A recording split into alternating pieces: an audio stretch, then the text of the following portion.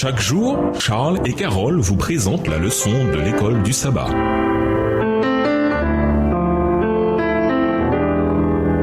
Bienvenue dans votre émission. Dieu nous parle. Nous voilà à la leçon de lundi, la prière. Daniel s'empare immédiatement de ses 3 amis pour une session de prière en expliquant qu'ils seront exécutés si Dieu ne révèle pas le rêve. Chaque fois que nous devons affronter un gros problème, nous devons également reconnaître que notre Dieu est suffisamment grand pour résoudre même les difficultés les plus insolubles. Lisons Daniel 2, les versets 17 à 23. Quels sont les 2 types de prières faites ici? Daniel 2, les versets 17 à 23. Ensuite, Daniel alla dans sa maison et il instruisit de cette affaire Anania, Michaël et Azaria, ses compagnons, les engageant à implorer la miséricorde du Dieu des cieux, afin qu'on ne fît pas périr Daniel et ses compagnons avec le reste des sages de Babylone. Alors le secret fut révélé à Daniel dans une vision pendant la nuit, et Daniel bénit le Dieu des cieux. Daniel prit la parole et dit: Béni soit le nom de Dieu d'éternité en éternité. À lui appartiennent la sagesse et la force. C'est lui qui change les temps et les circonstances, qui renverse et qui établit les rois, qui donne la sagesse aux sages et la science à ceux qui ont de l'intelligence. Il révèle ce qui est profond et caché. Il connaît ce qui est dans les ténèbres et la lumière demeure avec lui. Dieu de mes pères, je te glorifie et je te loue de ce que tu m'as donné la sagesse et la force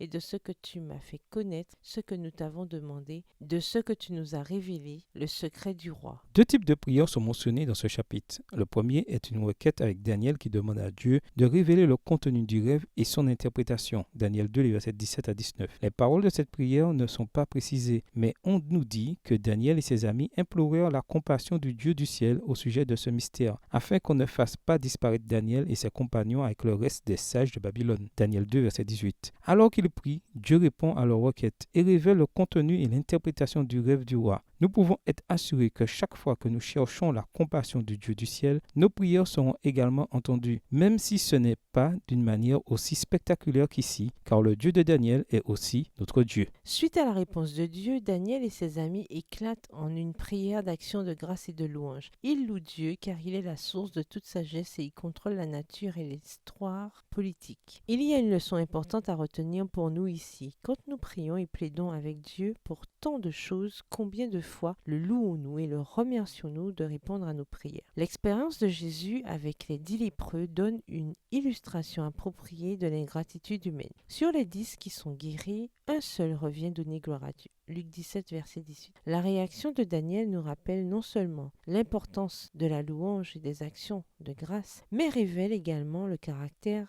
du Dieu que nous prions. Quand nous le prions, nous pouvons lui faire confiance qu'il fera ce qui est dans notre intérêt. Et ainsi, nous devrions toujours le louer et le remercier. Lisons le psaume 138. Que pouvez-vous retirer de cette prière d'action de grâce pour vous aider à apprendre à être reconnaissant envers Dieu, quelles que soient les circonstances? Psaume 138 de David. Je te célèbre de tout mon cœur, je chante tes louanges en la présence de Dieu. Je me prosterne dans ton saint temple et je célèbre ton nom à cause de ta bonté et ta fidélité, car ta renommée s'est accrue par l'accomplissement de tes promesses. Le jour où je t'ai invoqué, tu m'as exaucé, tu m'as rassuré, tu as fortifié mon âme. Tous les rois de la terre te loueront, ô Éternel, en entendant les paroles de ta bouche. Ils célébreront les voies de l'Éternel, car la gloire de l'Éternel est grande. Verset 6. L'Éternel est élevé, il voit les hommes, et il reconnaît de loin les orgueilleux. Quand je marche au milieu de la détresse, tu me rends la vie. Tu étends ta main sur la colère de mes ennemis, et ta droite me sauve. L'Éternel agira en ma faveur. Éternel, ta bonté dure toujours. N'abandonne pas les œuvres de tes mains. Au revoir. Et à demain si Dieu veut. Dieu nous parle. Chaque jour, Charles et Carole vous présentent la leçon de l'école du sabbat.